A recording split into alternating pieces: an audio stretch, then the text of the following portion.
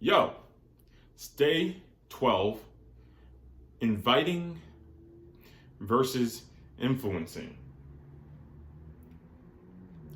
Today, we again are tweaking with what we've been messing around with this week about the state that you're in. We have a tendency to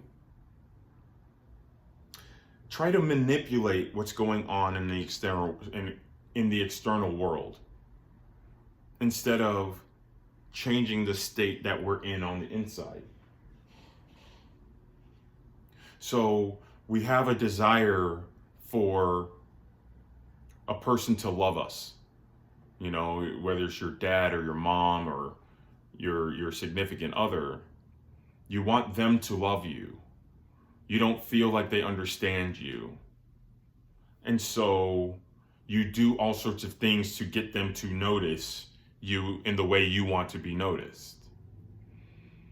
But notice how the person who's seeking to be understood or loved or whatever isn't necessarily loving on those persons that they want to love on them. They're manipulating the people that they want to love on them. And so they're not able to ever receive the love that the people in their life are giving them. See, they're not inviting those people into their life. They're influencing those people out of their life. They think that what the actions that they're doing is going to get them to change, when in fact they need to change inside first. So, how do you mess around with that? You be the person that you desire to be first. If you're seeking understanding, understand yourself first. If you're seeking love, love yourself first. If you're seeking clarity, clarify yourself first, right? I am a successful business owner before I take the activities of a successful business owner. Because I was an aspiring artist first, I was always taking steps and activities from starving artists. So of course I didn't have a thriving business. You get it? And every time I did, hear me out. Every time I did activities that successful business people do, it mattered not because I hadn't changed my state first. And so that's the reason why I always was grinding my gears, always on the hamster wheel. The reason why I was always in bad relationships wasn't because of them. It's because I didn't love myself first.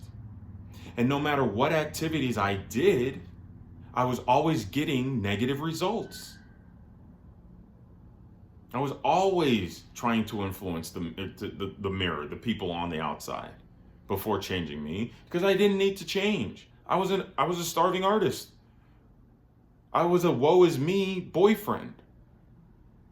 And so the whole world had to show me that. So I was inviting people into my life based on the state that I was in. And I was trying to get them to change by influencing their activities. You get it? Play around with that today. We are really diving in. I'm looking at my notes here.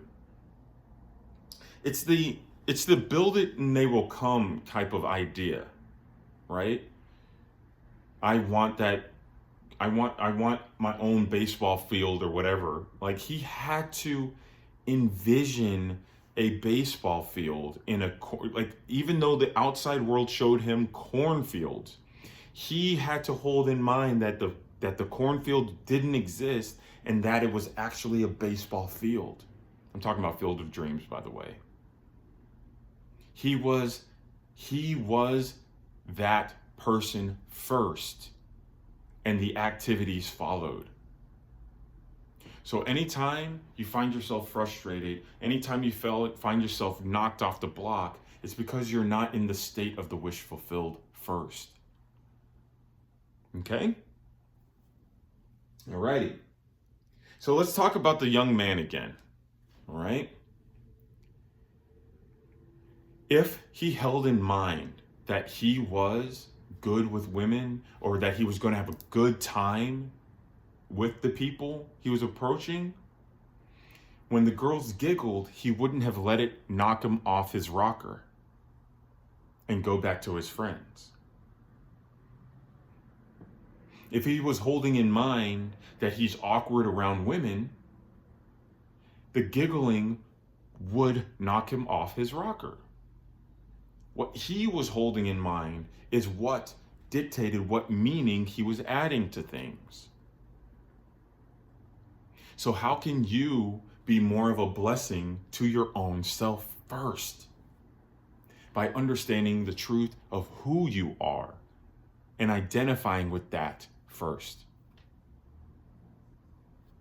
And inviting people to witness that you are that person. Don't force anybody to do anything anymore. Be the man or the woman you desire to be first. Do that 2 times 5, 3 times 3. Check in with me. Let me know what's going on. Let's have this conversation. I'd love to help. We're having a good time. That's the end. Peace and hair grease.